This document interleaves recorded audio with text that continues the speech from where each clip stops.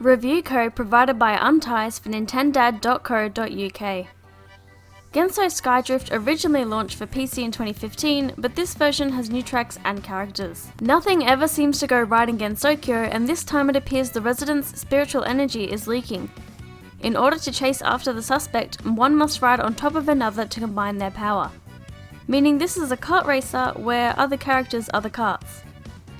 Aside from that, it's a pretty typical kart racer. There are various circles on tracks that act as a boost, but also fill your meter. This meter replaces item boxes. Instead, when full, you can pull a card, then use that spell. Some spells are either rare or only in versus mode, and each rider also has a special spell specific to them. The rider and board can be swapped between in order to hold an extra item or use the other stats. Drifting is pretty important, though it is mapped to the B button, which is annoying. The game has a campaign with 10 races where you'll progress with different characters. Afterwards, there's a slightly shorter campaign, and completing both of these will give you all 17 tracks and 20 races. Yes, you can stack the same girl on top of herself. Outside of the campaign, there is versus for 1 to 4 player split screen, online and time trials including your own ghost. Online is done with either rooms or ranked. Unfortunately, I've only come across other players on the launch day. In the gallery you can see replays you've saved, the models of races, and listen to the soundtrack.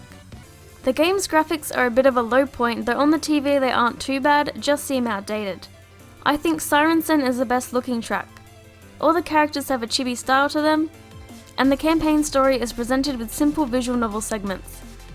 Animations are quite lacking, only showing for swapping riders and getting hit throws the model around.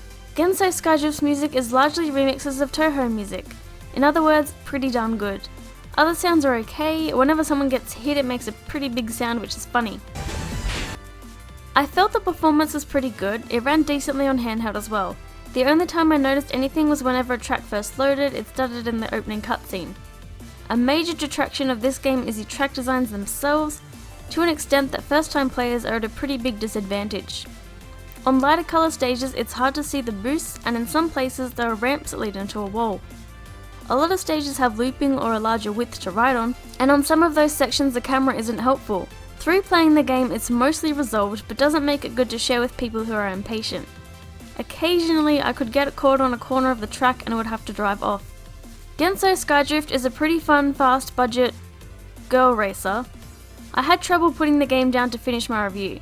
Sadly, depending on your time zone, it seems that online has already died off.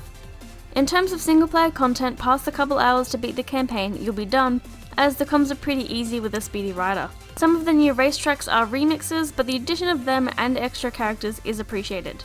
For a cheaper priced kart racer, Gensou Skydrift is pretty decent. The outdated graphics and obtuse track design drag it down a bit more than it needed. As long as you've got someone to play with, this is a fun little racing game. I give Gensou Skydrift a 5 out of 10. Be sure to check out Nintendad.co.uk for other Switch reviews. Bye. Yeet.